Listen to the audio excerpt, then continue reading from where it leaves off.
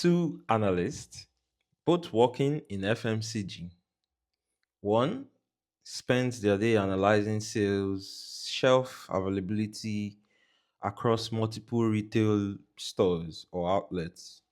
The other spends their day trying to track production performance in a factory.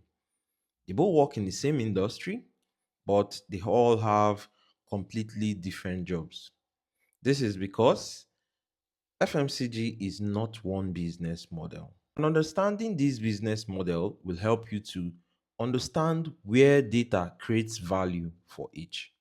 In our previous video, we talked about what FMCG is and why data matters. Today, we are taking it a little bit forward to talk about the four major business models that make up the FMCG industry.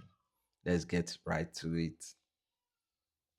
We'll start with the first model, which everybody is known to, which is retail. Your supermarkets, your convenience stores, your pharmacies, and neighborhood shops all fall into the retail model of FMCG. The goal here is simple: sell products directly to consumers. Some of the key data questions you find yourself asking is the product available on shelf? How fast is it selling? Are promotions delivering results? I have seen situations where a store had stock available in the back room, but customers could not find those products when they need them available on the shelf. This is a data and execution problem. Retail data help businesses understand customer behavior and also help improve sales performance. The second model of the FMCG industry would like to discuss is the food service model. The food service model includes our restaurants, hotels, fast food chains, schools, and hospitals.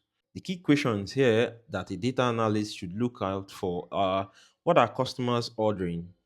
Are deliveries happening consistently? Which customers are profitable?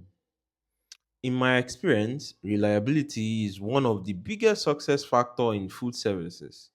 A missed delivery can disrupt an entire operation. Food service data helps businesses improve customer service, reduce waste, and maintain strong relationship. The third model we'll consider is distribution. Distribution helps connect manufacturers to retailers and food service customers.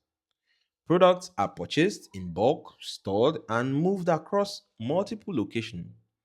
The data question to ask here are deliveries happening on time? Are vehicles operating efficiently? Is inventory moving fast enough? Distribution is very important in markets like Nigeria, where logistics can be challenging. I have seen situations also where one warehouse was overstocked while another location was struggling with shortages. The problem was not inventory, the problem was visibility. Distribution data focuses on movement, fulfillment, and operational efficiency. The fourth model we'll talk about is manufacturing. Yes, manufacturing is where products are produced. Raw materials come in and finished products come out. Everything else in the FMCG value chain depends on manufacturing. The key questions here are: how efficiently are production lines running? How much waste is being generated? Are production targets being achieved? In my experience, I've seen factories mix production plans simply because materials arrived later than expected. Manufacturing data helps businesses reduce waste, improve efficiency, and maintain production quality. How do all these models connect?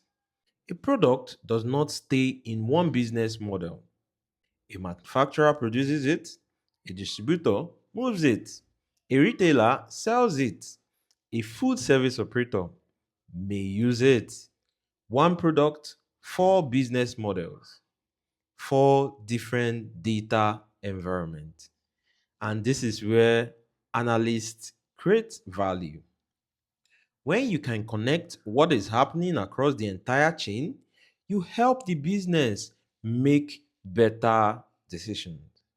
Going forward, we'd also start showing some analytical processes that are being used in these four models. We'll also look at how operations, sales, and other departments can use this information to enable and enrich what they have. Please, if you found this useful, share it with someone who might need it. And I'll see you in the next one.